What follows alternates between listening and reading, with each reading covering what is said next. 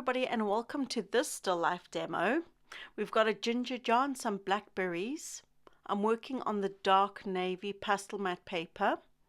I can't remember the size exactly, but it's kind of squared and it's bigger than an A4 and it's smaller than an A3.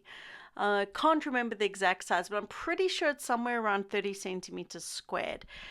It's at a shop now, it's a gallery, so I don't really want to go out there and measure quickly. Anyway, so it's not massive, but it's not tiny. So starting with the background, putting in my darks using Grey 13 from Unison. Now, also using strong orangey tones to bring in that strong sunlight. You may notice, or you may not, but my sun rays are a little bit squiffy right now. They're kind of going down on the bottom left, which is not right. When you see sun rays, they are straight. I didn't kind of notice this at this stage, but I do clock on in a little bit. There we go. Now I'm sorting them out with my ruler, straightening them out because that's pretty important. Got to get those lines really direct and straight, otherwise it's going to look all wonky donkey. So that beautiful orangey color I'm using in there, I really love it. It's Jackson's and it's called a warm ochre, and it's just this gorgeous color. And I think also what works beautifully with the oranges is the color of the blackberries, those beautiful dark violets. Ambers and oranges work beautifully with purples. So that was my inspiration for this. I generated this image using an AI, and I wanted to paint a ginger jar with blackberries in very strong sunlight, and I wanted to include some blossoms. So you can see the image down there on the right hand side. It's very, very busy. You've got quite a lot of leaves. You've got two fruit, which I figured were pomegranates, but they kind of look odd. Like, that's the thing with AI, it's never going to be, well, it depends, I shouldn't say that. AI is very hit and miss, so not all the elements, you've got to compose even your AI image, is what I'm trying to say. So for this one, I left out the second pomegranate fruit down there on the left, and I also left out a blackberry. I felt like I didn't need it. There's quite a lot going on. We've got the strong sunlight, we've got blossoms, berries, we've got a motif pattern on the actual ginger jar itself.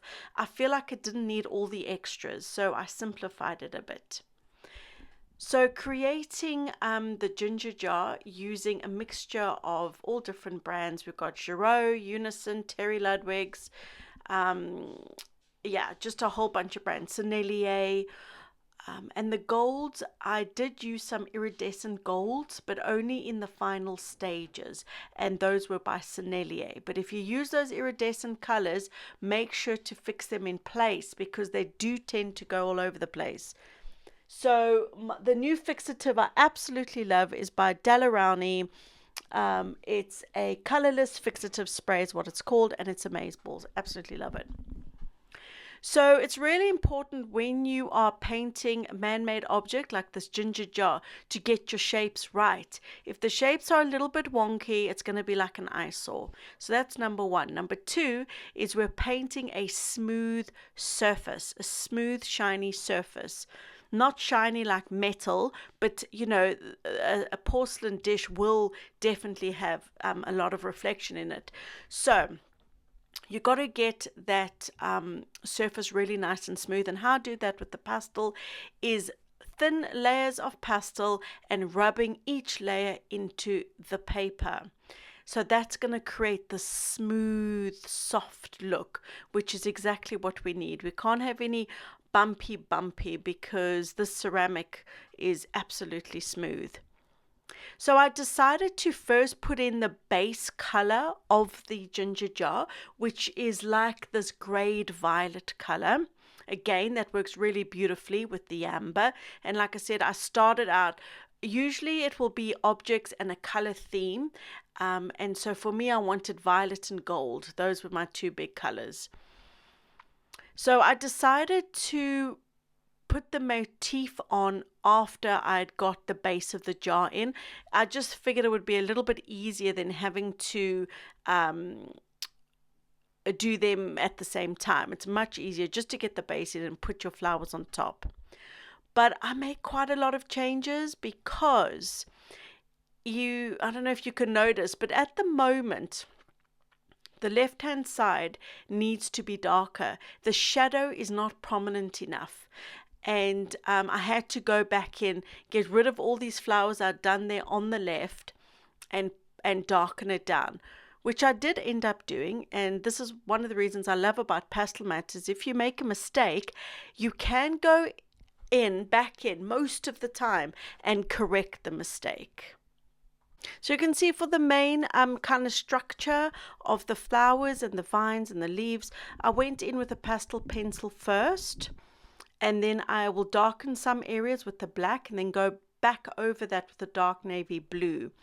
I don't like to leave any particular area black. So even in the blackberries, I started with black, but then I go in with the Terry Ludwig Extra Darks, what they called Intense Darks 2 set. There we go. It's got lots of beautiful dark rich violets. They look black, but they're really not. Like, they definitely have a lot of color to them. So just adding in the lights, because you've got to get that light onto the ginger jar with my yellows and orange tones. And then also in the reference photograph, the wooden table had a lot of detail, which again, I just didn't feel like was necessary. I didn't feel like going into so much detail with the table. So I did a very simplistic wooden table. Then this really confused me because it kind of reminded me of a beef tomato / pomegranate. So while I was pasteling this, I didn't actually know what I was painting, which sounds really strange. But I do end up changing this to just a peach. It just felt like it didn't look like a pomegranate like I'd drawn in the past. It's just, I didn't like it. I didn't like it the way it was. So here I'm trying to copy the reference as closely as possible, but I wasn't happy, so I changed it and it became a peach. So blocking in the blackberries, leaving a few little gaps, obviously for the midtones and the highlights. Blackberries are not complicated at all and they come together quite nicely. The important thing is to remember to get that base really, really dark. And also to remember when you make your little strokes that around the edges, the blackberry, it's not straight. It's got all those little bobbles. So just make sure that you make kind of circular movements around the edge of the blackberry so it gets that bobbly kind of look. So I loved these leaves, and again the colors, that's what was singing out to me, was these beautiful rusty yellow green leaves with all the violet that was going on in the ginger jar and in the blackberries. I should also say at the blackberries, sometimes they've got those beautiful like glowing red segments, and they're so easy to do. All you need is a super dark red, then you need a nice bright orange, and that's what's going to give it a glow. Go in with your dark red, then just put a little dash of orange in there, and then you're going to get the glow effect. Now, if you like over here, sometimes if the red is too prominent or I've got a bit happy and put too much red, just come back in with the darks, with the black, and work around the red and push it into shape. So yes, these leaves using a lot of yellow greens from Unison. The yellow green earths from Unison are fantastic. I use them in nearly every single project. They are so useful, and just honestly a beautiful collection. Also used a lot of Sennelier, and you can see here also quite a few pastel pencils and Giroux. So creating these leaves by putting in my ambers, reds, like rusty colors, and then more muted grayed down greens. And also remembering that a distinct feature of blackberry leaves is their like serrated edges. It's a bit like a rose, you know. So I didn't want these to obviously look like pear leaves. You know, pear leaves are really smooth around the edges. They've got to have that distinct blackberry jagged edge. So just be mindful that when you are painting something that is so specific, like a blackberry leaf, it's got to look like a blackberry leaf, have the similar characteristics.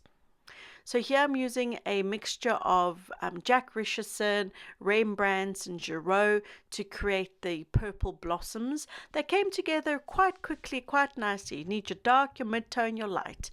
And then, it just pops right out.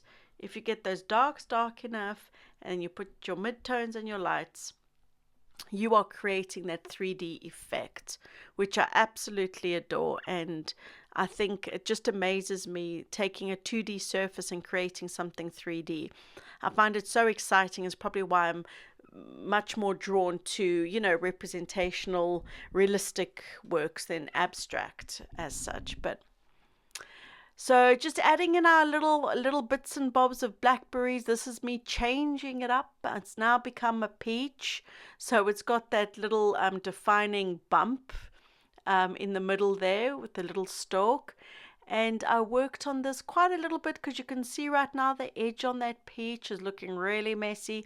But I do come back and fix my edges because you don't want scruffy edges. It can make the whole painting just not look as nice. It's important to watch your edges. So that's what I was doing there. And then just also correcting the bottom. I went a bit squiffy with the white there. So that's got to be nice and straight. And then just the finishing touches, correcting little marks that I don't like, using a paper tortillon. And because I've worked in such light layers to build everything up, like I said, changing anything isn't as bad. It's doable, completely doable. So here you can see I'm actually darkening down. And now that looks so much better. It's giving more definition, more interest because you've got the strong light and you've got a deeper shadow. So if you've enjoyed this, please do check it out on Patreon. I've got 5 parts to this one, me chatting through or what I'm doing. I hope you've enjoyed this time lapse. A few seconds left, but I shall see you in the next one. Bye for now.